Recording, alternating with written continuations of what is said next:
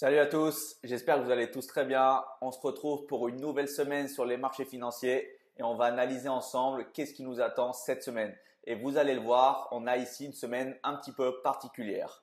Alors on commence ici avec le calendrier économique qui nous attend pour cette semaine sur les marchés financiers, principalement marché américain.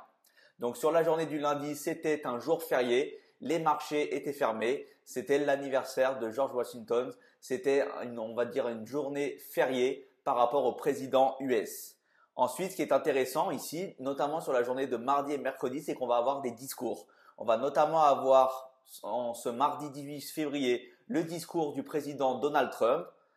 On attend encore l'heure précise à laquelle il va énoncer son discours, mais ça sera intéressant du coup de voir la réaction des marchés par rapport à ce qu'il va dire. Parce que vous le savez très bien, Trump a un très fort pouvoir sur les marchés US et souvent quand il va donner un discours ou il va donner un tweet, en fait on va avoir une réaction immédiate des marchés.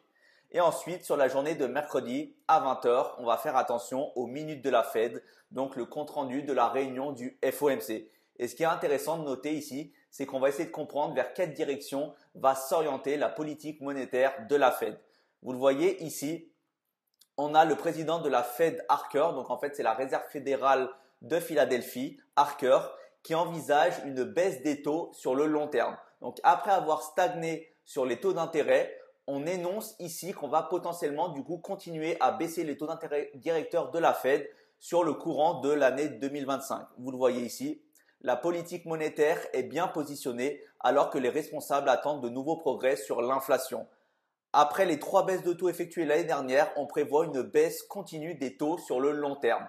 Et en fait, ça va se produire si on a vraiment une amélioration de l'inflation. Je vous le rappelle, au tout début, la Fed avait targeté une cible nominale en ce qui concerne l'inflation à 2%. Et vous le voyez, sur la semaine dernière, on a eu notamment une inflation annuelle qui est sortie à 3%. Donc là, entre guillemets, il y a encore du chemin à faire pour la Fed pour atteindre la target des 2% en termes d'inflation. Et vous le voyez ici, on est à 3% et on n'est jamais passé en dessous des 2% depuis ici, février 2021. Donc bientôt 4 ans, on peut même dire exactement 4 ans qu'on n'a pas été à 2% en termes d'inflation aux États-Unis. Et vous le voyez ici, on est même en tendance haussière, donc on peut dire que c'est plutôt négatif. Pourquoi? Parce qu'en fait, on a un regain de l'inflation depuis septembre 2024. On était à 2,4%. Vous le voyez ici sur l'année 2024, on s'approchait vraiment de la cible nominale de l'inflation à 2%. Par contre, ici, à partir de septembre, octobre, là, on remonte jusqu'à 3%. Donc là, ça va être quand même short pour la Fed d'essayer de contrer l'inflation et de l'abaisser aux 2% requis, en tout cas les 2% qui étaient la cible de l'inflation pour la Fed. Donc là, vous le voyez, ça va être encore une fois mercredi très intéressant de suivre, on va dire, la Jérôme Powell et la politique monétaire de la Fed pour essayer de comprendre si on est sur la même lignée que le président de la Fed de Philadelphie. Ensuite, sur la journée de jeudi, comme vous le savez, maintenant vous avez l'habitude, on a les inscriptions hebdomadaires au chômage. Donc, ils vont nous donner une indication quant à la robustesse du marché du travail. Et là, vous le voyez, on s'attend vraiment à des chiffres équivalents par rapport à la semaine dernière. Ensuite, on va avoir l'indice manufacturier Fed de Philadelphie. Et là, ça va être intéressant de le suivre. Pourquoi? Regardez ici. Précédemment, du coup, sur le mois de janvier, on était à 44,3. Et regardez les prévisions des analystes par le consensus de ce mois-ci. On table sur 19,4. Donc, moitié moins que ce qui avait été établi au mois de janvier. Donc là, ça va être vraiment intéressant de comprendre est-ce qu'on va vraiment sortir par rapport aux attentes aux alentours des 19-20 ou bien est-ce qu'on va être au-dessus et on va se rapprocher du mois précédent. Là, ça va vraiment être à suivre avec précaution. Et ensuite, on aura les stocks de pétrole brut. Et enfin, pour finir cette semaine particulière, on a la journée de vendredi. Et là, on va avoir les différents PMI, dans les Purchasing Manager Index, dans les deux gros secteurs, secteur manufacturier et secteur des services. Et là, vous le voyez, on s'attend à sortir en ligne avec les attentes et également en ligne avec le mois précédent, avec le mois de janvier. On était à 51,2. On table ici exactement au point près à 51,2 pour le PMI manufacturier. Et en ce qui concerne le PMI des services, on est légèrement au-dessus du mois précédent. Donc en tout cas, très intéressant à suivre ça de près sur la journée de vendredi. Et enfin, on finira avec les ventes de logements existants où là, on s'attend à avoir un petit peu moins de ventes de logements que sur le mois de décembre avec ce chiffre précédent. Vous voyez ici, semaine intéressante qui va mêler à la fois des news macro qui vont être impactantes pour les marchés US, mais également des discours avec notamment Donald Trump et ensuite les minutes de la Fed qui vont nous indiquer la potentielle direction de la politique monétaire et comment va s'articuler les prochaines baisses des taux d'intérêt directeurs. Ensuite, en ce qui concerne le dernier volet ici, on finit tranquillement la publication des résultats d'entreprise, donc la saison des résultats des entreprises. On a les dernières entreprises du SP500 qui vont publier leurs résultats et comme vous le voyez ici, on a vraiment des pondérations qui sont, on peut le dire, mineures qui composent le SP500. On avait l'habitude les précédentes semaines d'avoir Apple, Google, Amazon, Tesla, etc. Là, on finit par des entreprises de moindre calibre, mais il est quand même très intéressant de les suivre parce que ça peut avoir un impact sur les marchés. On aura notamment avant la session US sur la journée de mercredi Etsy qui va donner ses résultats. On aura également Fiverr, on aura également Garmin et également sur la journée de jeudi avant la session US, avant l'Open, on aura Alibaba Group, on aura également Walmart, le très gros groupe de distribution aux États-Unis de tout ce qui est, on va dire, les supermarchés Walmart.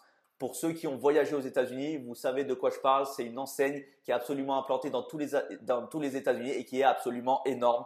Donc, ça sera intéressant du coup de suivre, on va dire, les publications de Walmart en particulier cette semaine. Et ensuite, maintenant qu'on a vu ça, on va essayer de comprendre comment ça peut s'articuler sur, on va dire, les marchés financiers d'un point de vue technique. Et vous allez le voir, on a des choses intéressantes qui se profilent.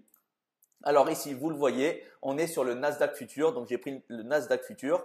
Et ce qui est intéressant ici, c'est ce que je vous énonçais la semaine dernière, c'est qu'on avait une phase de range qui se prolongeait à ce niveau-là. On avait une phase de range, donc le prix était vraiment maintenu entre un niveau de support et un niveau de résistance depuis, on va dire, le 19 décembre. Donc on est quasiment sur 2 mois.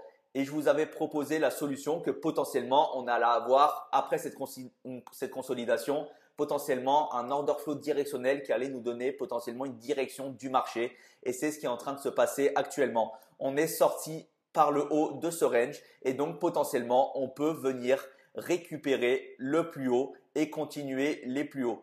Là, les marchés, on a vraiment de l'appétit pour le risque. Tous les assets à risque sont pris d'assaut et donc potentiellement on peut aller récupérer ici le plus haut et imprimer un nouveau all-time high. On n'est plus très loin de l'ancien plus haut qui avait été établi par le Nasdaq.